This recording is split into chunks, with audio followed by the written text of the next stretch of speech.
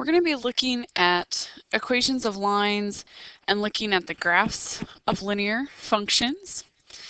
So to start with, we're going to be working with slope-intercept.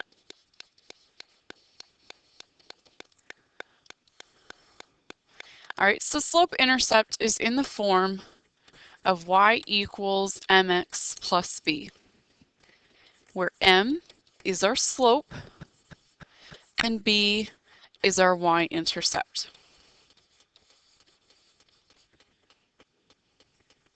Okay, so before we get started on graphing, there's a couple things that we need to talk about first. The first thing that we want to talk about is slope. I'm actually going to copy this first so that I can use it later. So slope can be negative or positive. And there's different ways that you can graph your slope, whether it's positive or negative.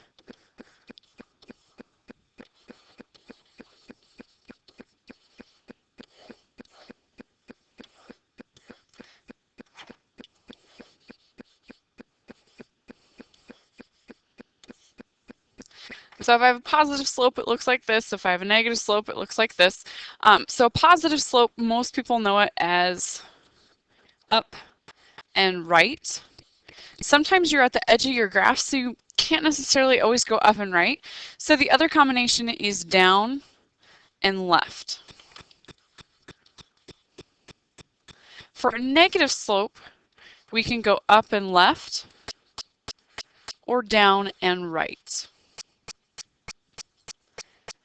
And there's two other slopes that we need to talk about, and that's whether you have a horizontal line or a vertical line.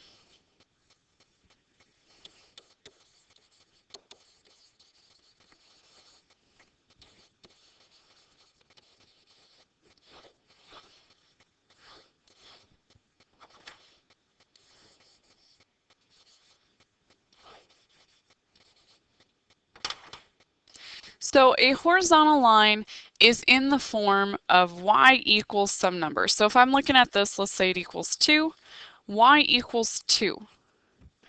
If I'm looking at this, we know that slope is rise over run. I don't have any rise, so that's a 0 over some number. So my slope here is 0. Now with a vertical line, you're going to be in the form of x equals some number. Again, slope is rise over run. Well, I don't have a run, so my run is technically 0, but I know I can't divide by 0, so my slope here is undefined.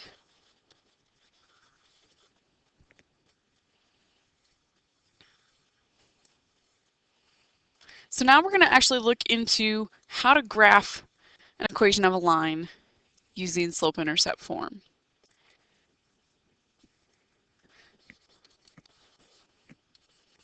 So let's say that I've got y equals negative 2/3 x plus 4.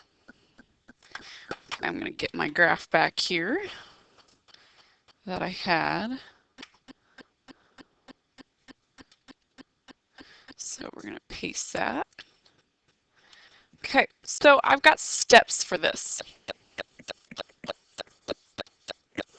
Our first step is to plot 0, b. And with this, our b here in our equation is that 4. So we're going to plot 0, 4 first. So I go over to my graph and plot 0, 4.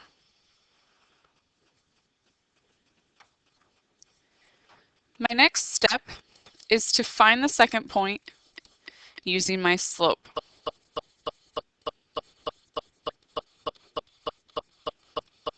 So my slope is negative 2 over 3. So going back here, I have those combinations here. I can go up and left or down and right. So I'm going to go down 2 and right 3, or I can go up 2 and left 3. It really does not matter. Okay, so I'm going to go down 2, right 3. Or for my point, I'm going to go up 2, left 3. So now that I have my points, I now need to determine, do I connect or not?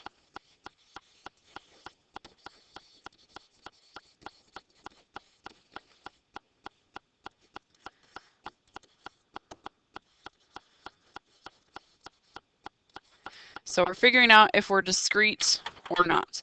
Based on this situation, I don't have any variables to determine whether or not this would be a discrete graph or not. So I'm going to go ahead and connect my points. And there is my line. And I'm using the fact that I do not have any variables to determine whether or not I actually have a discrete or not. Because remember, a discrete graph, your points are determined whether or not you can actually have, say, half of something in between your points. So if it was half of a person, we know that does not exist, so we wouldn't connect our points.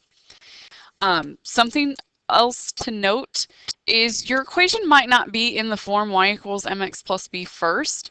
So you might have to rearrange your equation so that it's a y equals. And I've got 2 other things to talk about, and that's parallel lines and perpendicular lines.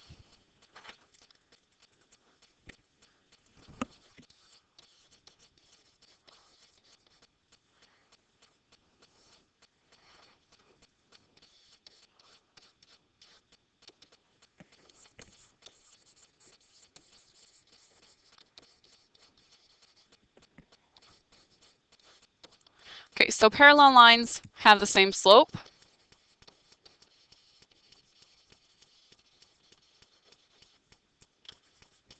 So line 1, if the slope was negative 2/3, the slope of line 2 would also be negative 2/3. If I have perpendicular lines, their slopes are opposite reciprocals.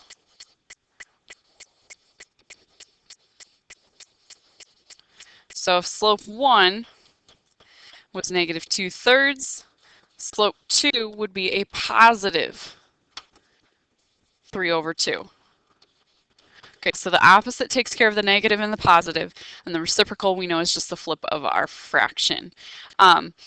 Really, all they're going to be asking you if they ask you to graph 2 lines is to determine, are they parallel, perpendicular, or neither. So that's how you graph using slope-intercept.